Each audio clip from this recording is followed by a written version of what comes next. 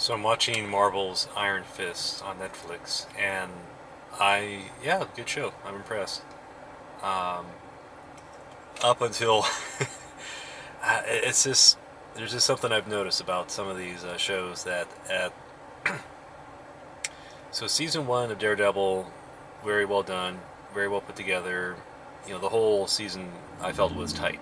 There's no scenes that don't seem to be out of place. There's no character interactions. They're like, what are the characters talking about? Why? What is this? This seems like filler. Like there's not really anything being said or going on. Um, the season two of Daredevil, I started noticing, like, wait, what are the characters doing? Why do they just seem to be sitting there, not doing anything? What's the purpose of this scene?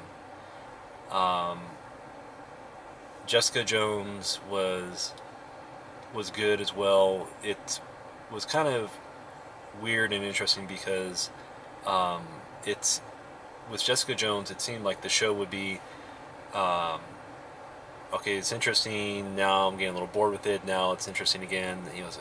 I would be kind of like, oh, okay, I'm getting a little bored with this, and then but it would draw me back in. So I appreciated that aspect of the show. With Luke Cage, um, it's I'm kind of thinking that uh, they had an idea for the show, and then they realized, oh, we're coming up short. So then they decided to shoehorn in some backstory for some of the characters, and in particular with yeah, Mushmouth. Not Mushmouth, but yeah, you know the guy I'm talking about. The Yeah, I was disappointed with Luke Cage. Uh, it's the story, the characters, some of the interactions. Um, yeah, it just seemed kind of odd, and just the way it was put together and brought together. It just felt like it was lacking in a lot of different areas. And at a certain point, I want to say like maybe episode 10 or 11 is where I get the like, okay, the writers have given up moment. And for Iron Fist, it's good, it's interesting portrayal. I kind of wish they'd been showing more of Danny Rand's background, uh, what was going on with the monastery, the monks. Show a bit more of that background. Um, the the actor playing Ward, it's I think it's interesting because it's not until he becomes the drug addict that I like that's when they realize, like, oh, this is why they hired the guy, because he can play a convincing drug addict. Because otherwise, yeah, he doesn't really strike me as the best sort of CEO kind of guy.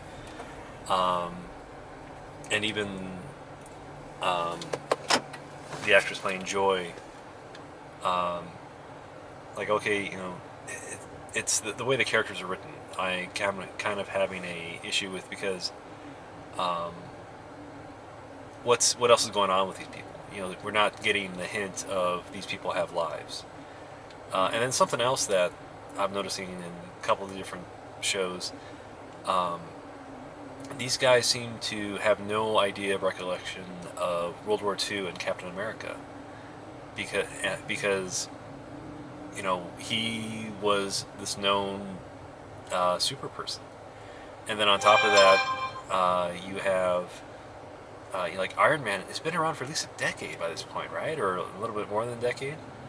So, it's not that the realm of people being amazing and having these superpowers is not exactly uh, that unknown, or should not be that surprising.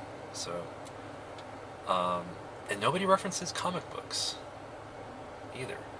Because we're seeing modern society, we're seeing everybody is familiar with reality in real life. But yeah, just the comics are not there, so and cartoons as well. So I think that's one thing that the Marvel Universe is missing, is that they should have their own version of superheroes on multimedia. Um, so getting back to Daredevil, uh,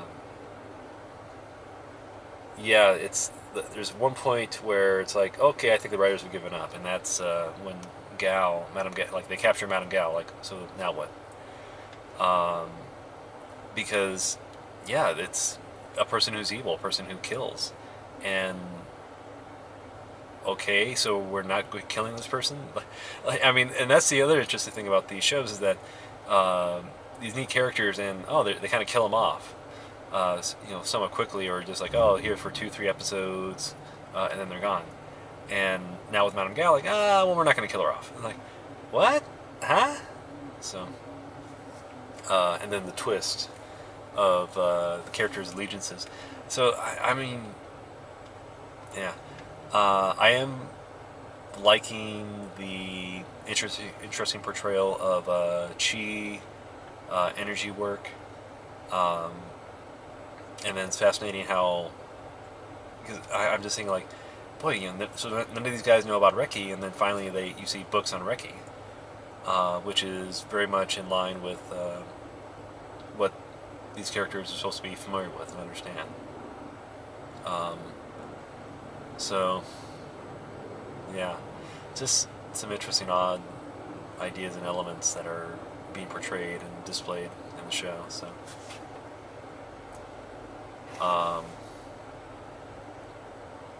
but yeah,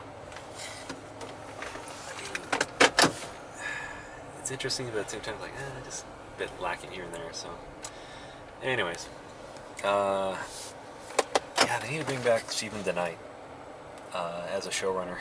So, and I was curious to see what's going to happen for Defenders now.